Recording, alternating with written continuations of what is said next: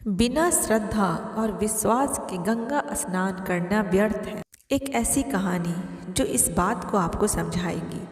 एक समय शिव जी महाराज पार्वती जी के साथ हरिद्वार में घूम रहे थे। पार्वती जी ने देखा कि सभी मनुष्य गंगा में स्नान कर नहाकर हर हर गंगे कहते चले जा रहे हैं, परंतु प्रायः सभी दुखी और पाप परायण हैं।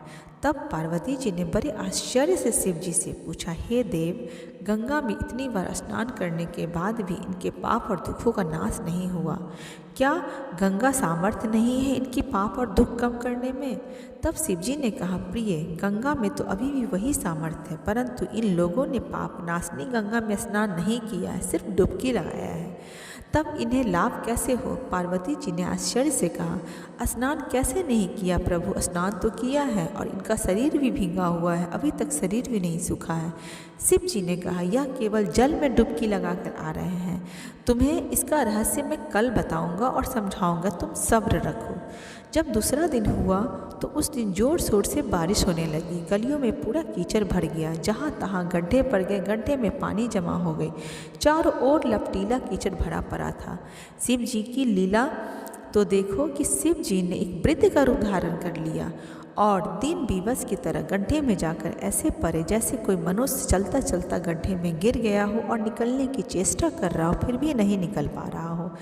तब पार्वती जी को यह सब बात समझाकर गड्ढे के पास बैठा दिया कि देखो, तुम लोगों को सुना सुना कर यूँ पुकारती रहना कि मेरे वृद्ध पति अकस्मात गड्ढे में गिर पड़े हैं, कोई पुण्य आत्मा इन्हें निकाल कर इनका प्राण बचाइए और मुझ असहाय की सहायता कीजिए।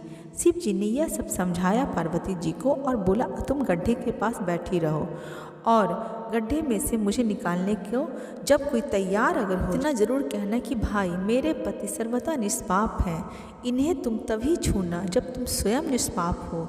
यदि आप निष्पाप हो तो उन्हें हाथ लगाइए, नहीं तो हाथ लगाते ही आप भस्म हो जाओगे।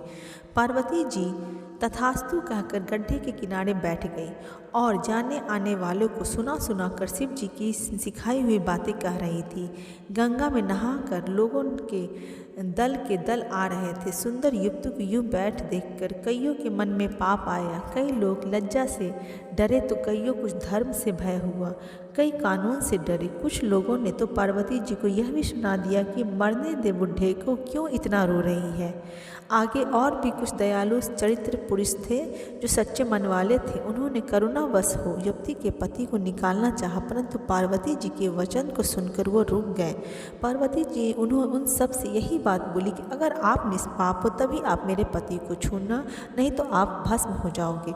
इस बात को सुनकर कोई भी आते जाते व्यक्ति उस शंकर भगवान को नहीं छू रहे थे, शिव जी को, यानी पार्वती जी के पति को, उस बूढ़े व्यक्ति को नहीं छू रहे थे। उन्होंने सोचा कि हम गंगा में नहा कर आए हैं तो यह क्या हुआ, पापी तो हैं ही, कहीं होम करते हाथ न जल जाए। बूढ़े को निकालते जाकर इस स्त्री के कथानुसार हम स्वयं भस्म न हो जाए। किसी को साहस नहीं हुआ। सैकड़ों आए, सैकड़ों ने पूछा और चले गए। संध्या हो गई। शिव जी ने कहा, पार्वती, देखा आया कुछ सच्चे हृदय से गंगा में नहाने वाला कोई भी आया? थोड़ी देर बाद एक जवान हाथ में लोटा लिए हर हर गंगे करता हुआ निकला। पार्वती ने उससे भी वही बात कही। युवक का हृदय करुणा से भर गया। उसने शिव जी को निकालने की तैयारी की।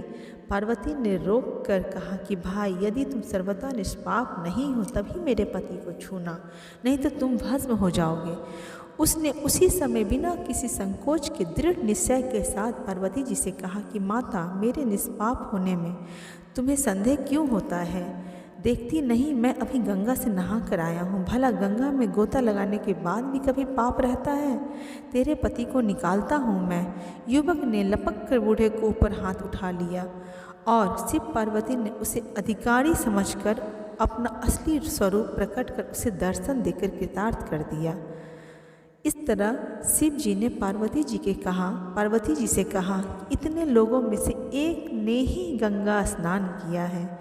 अब तुम्हारी बात समझ में आई कि सिर्फ गंगा स्नान करने से पाप नहीं धुल जाता, मन में श्रद्धा और विश्वास होना चाहिए गंगा स्नान करने का। इस दृष्टांत के अनुसार जो लोग बिना श्रद्धा और विश्वास केवल दम्भ के लिए गंगा स्नान करते हैं उन्हें वास्तविक फल कभी नहीं मिलता। परंतु इसका मतलब यह नहीं है कि गंगा स्नान व्यर्थ जाता है। गंगा स्नान हमेशा बहुत पुण्य है और पुण्य का कार्य है, इसलिए गंगा स्नान जरूर करना चाहिए। अगर मन में श्रद्धा और विश्वास हो तो ये सोने पे सुहागा है।